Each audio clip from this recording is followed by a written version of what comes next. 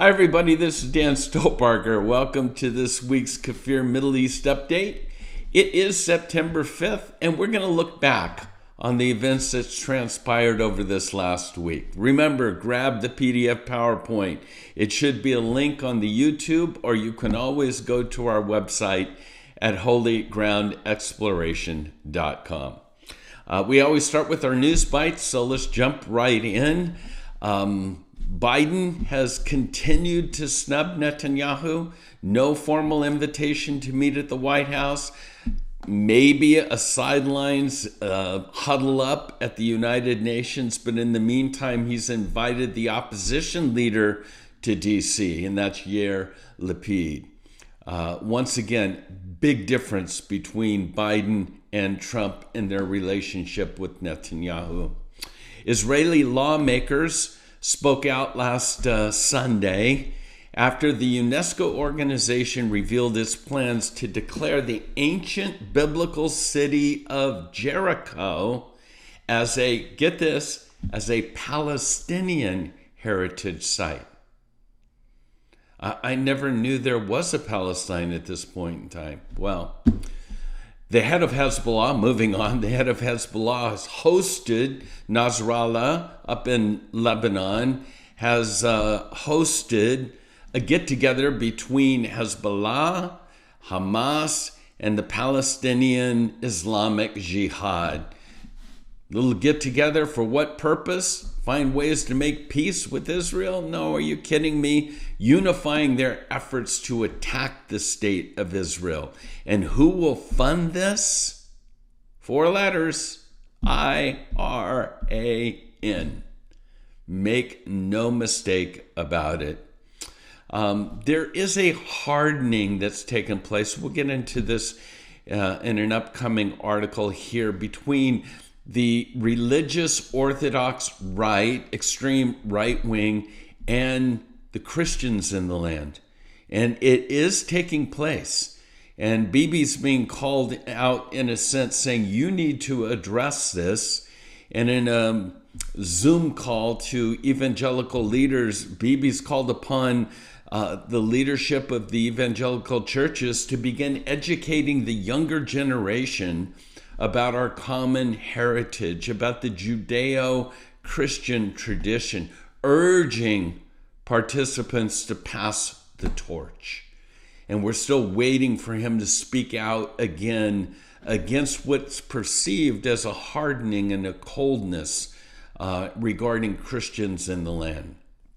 And finally, for our news bites, right when you thought it might be time to break out in a kumbaya, an Iranian weightlifter had the gall of shaking hands with his Israeli competitor and was given a lifetime ban for shaking hands with an Israeli. So that's our news bites this week.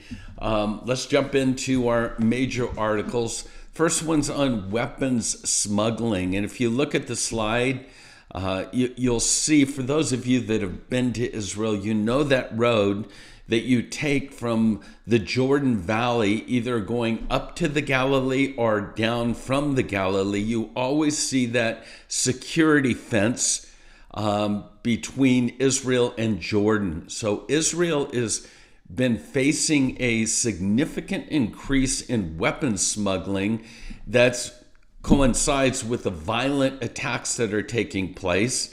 And again, whether it's it's no longer Gaza per se. Now we're dealing with the West Bank. We're dealing with Jenin and Nablus and the mountains of Samaria.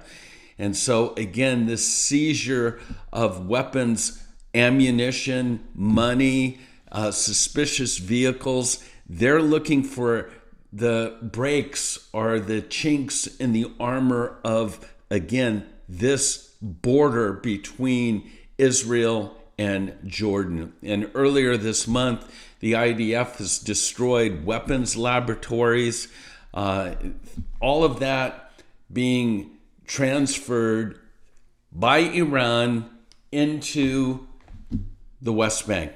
So again, this is something that's of great concern because a lot of these drive-by shootings and car rammings and things such as that, the IEDs that are blowing up the sides of the roads and targeting IDF soldiers, again, all of that is coming from Iran.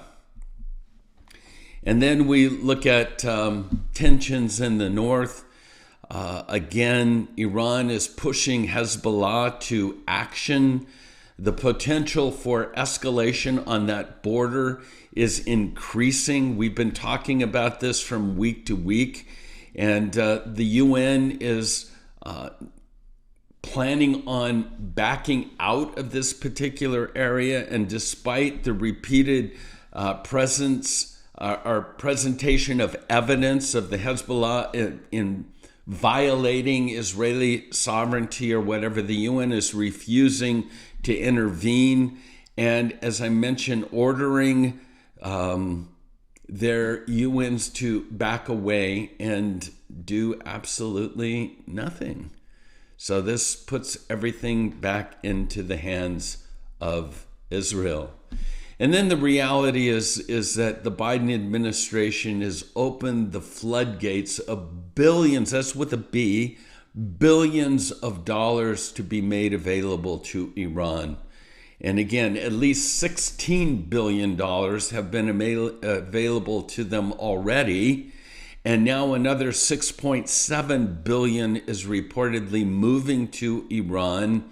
There's no doubt what the funds will be used for: to escalate what they call the resistance to Israel, against Israel, or to fund the lavish lifestyles of the Hamas or the PIJ leaders, or to intimidate Arabs who would seek to want to make peace with Israel.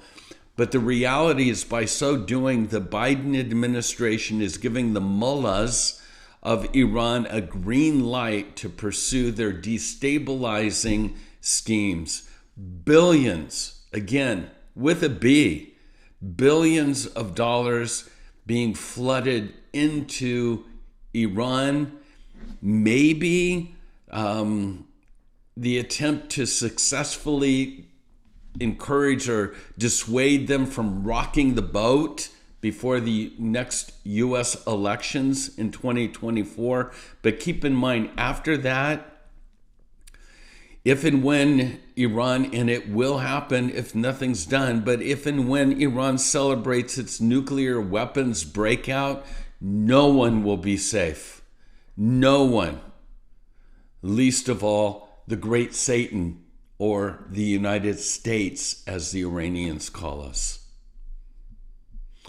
And then we have the Palestinians' demands. The Palestinian Authority wants, again, in these negotiations with the Saudis, the normalization with the Saudis, there's a lot of things that are being kind of tossed out.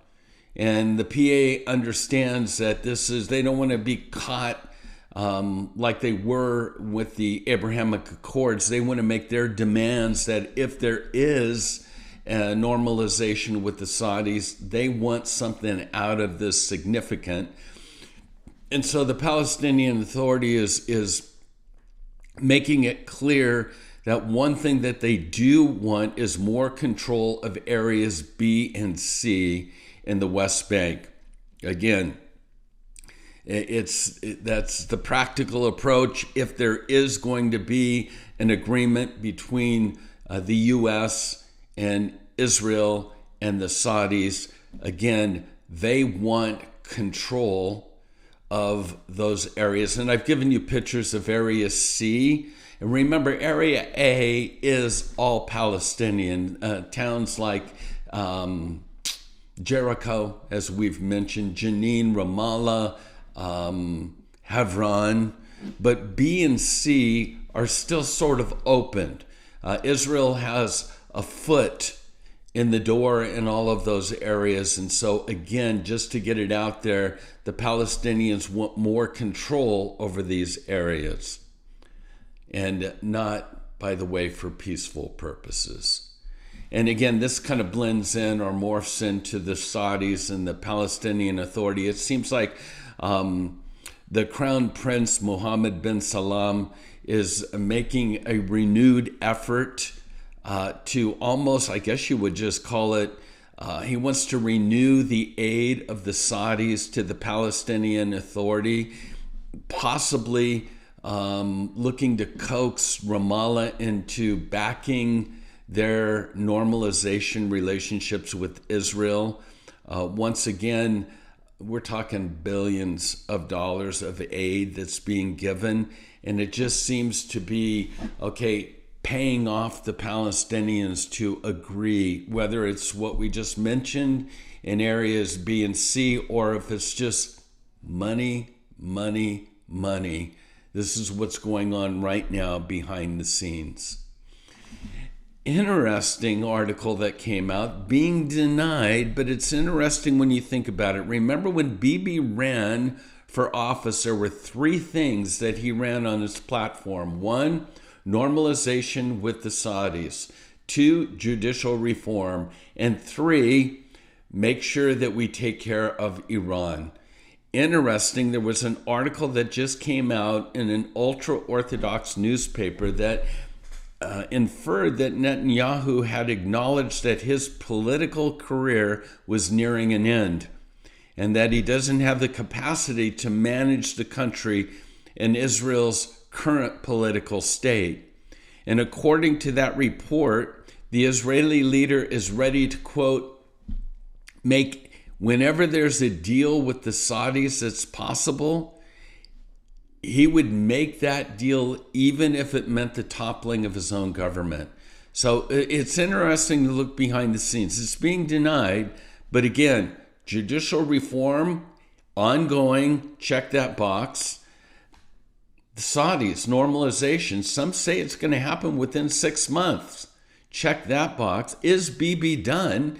And if so, that third box yet to be checked would be the threat of Iran. And you wonder, is there something in the near horizon that is being planned? Because once again, Israel cannot allow Iran the capacity to have a nuclear bomb. So again, interesting timing. And then, as I mentioned earlier, a hardening is coming. The Prime Minister, Bibi, his silence as far as the intolerance for Israel's relationship with Christian, as that Christian community grows, there's a cooling off. And again, I've made the point that as we move further and further and closer into a last days scenario, the bottom line is that the time will come that Israel has to stand alone. And I'm wondering if this is the beginning of that process, that cooling off, that freezing of relationships between the two.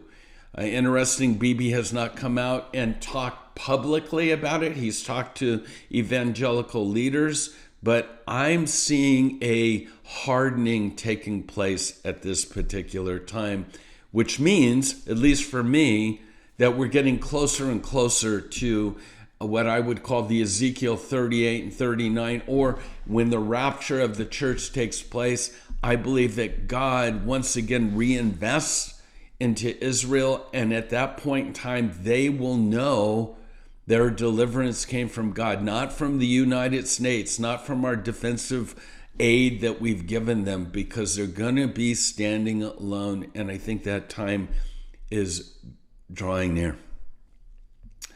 Movie coming out, Route 60, The Biblical Highway, with David Friedman and Mike Pompeo. I think it's out the middle of September. I would check it out. Went and saw Golda this last week. For all of you that have interest in the Yom Kippur War, kind of behind the scenes, Golda Meir, I think it's a worthwhile watch. I would check that out as well. And then our next tour to Israel will be February 21st through March 1st. We are excited about this opportunity to go back to the land. And again, more and more people are signing up. Make sure you don't miss out. All the information's on our website, holygroundexplorations.com. Check it out and pray about joining us in the land. So that's it for this week. God bless you and shalom.